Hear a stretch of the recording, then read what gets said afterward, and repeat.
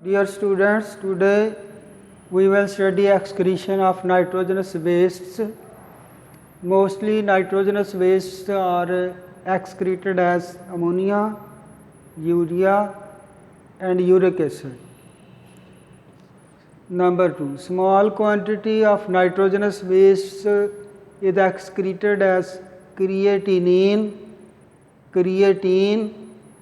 and trimethylamine oxide.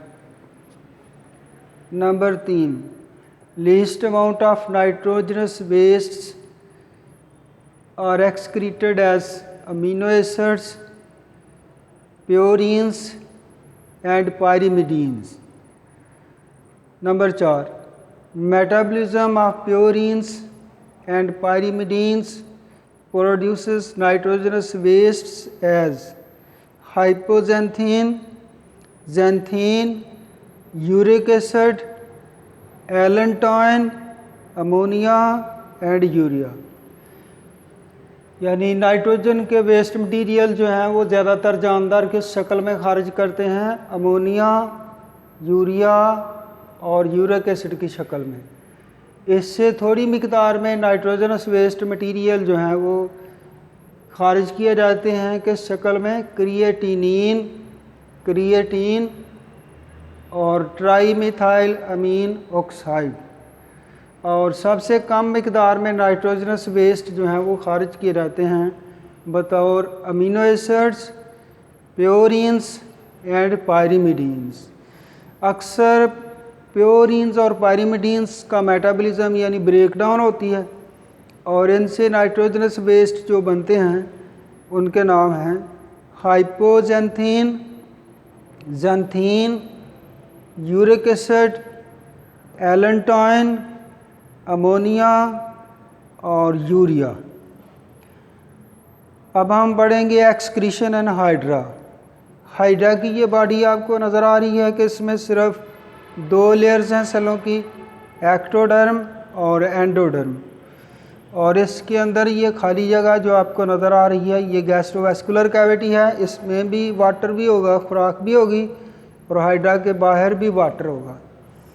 तो water के लिहाज से ये आइसोस्मोटिक है और नाइट्रोजनस वेस्ट मटेरियल जो हैं वो बाहर वाले सेलों के बाहर वाले वाटर में खारिज हो जाते हैं और अंदर वाले सेलों के इस जगह पे खारिज होते हैं। और ये वाटर मुंह के ज़रिए जब बाहर निकलता है तो वेस्ट मटेरियल भी बाहर निकल जाते हैं।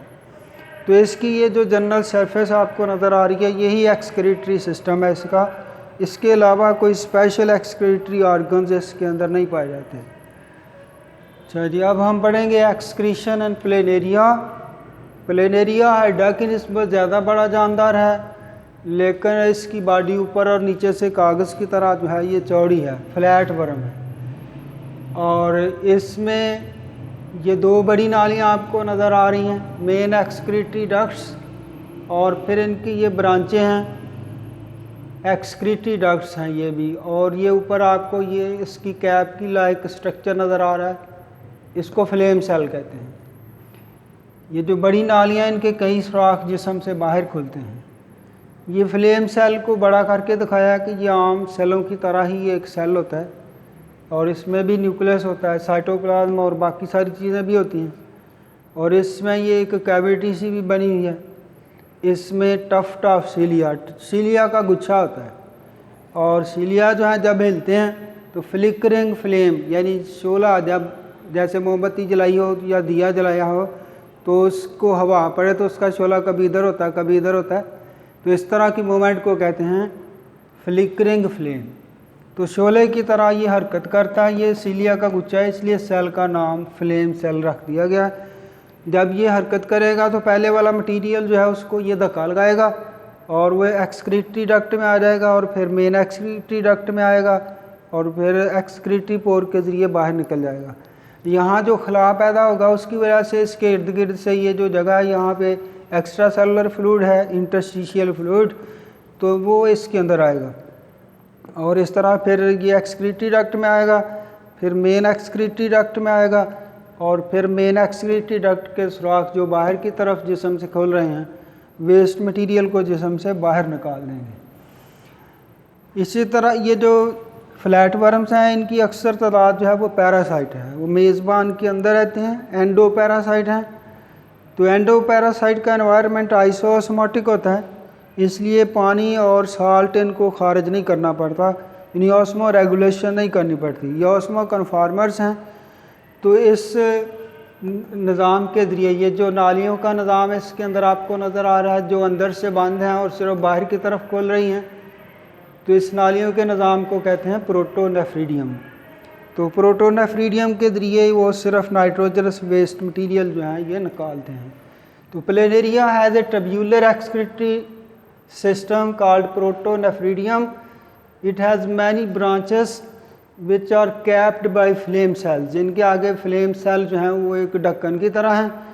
It has no internal openings, जिस्म के अंदर इनके कोई सुराख नहीं खुल रहे, लेकिन बाहर की तरफ एक्सक्रीटरी पोर्ट जो हैं वो बड़ी नालियों के खुल रहे हैं। मैकेनिज़्म ऑफ एक्सक्रीशन, कैसे ये एक्सक्रीशन करता है? Flame cells absorb waste material from intercellular fluid या इंटरस्टिशियल फ्लूइड भी कहते हैं इसको, जो सेलों के बाहर सोल्यूशन होगा उसमें से वेस्ट मटेरियल फ्लेम सेल के अंदर आएंगे, और सीलिया जो फ्लेम सेल के हैं वो इस मटेरियल को एक्सपेल करेंगे, बाहर की तरफ धक्का लगाएंगे, एक्सक्रीटरी डक्ट में डालेंगे, और एक्सक्रीटरी डक्ट खुल रही है मेन एक्सक्रीटरी डक्ट में, वहाँ ये मटेरियल आएगा।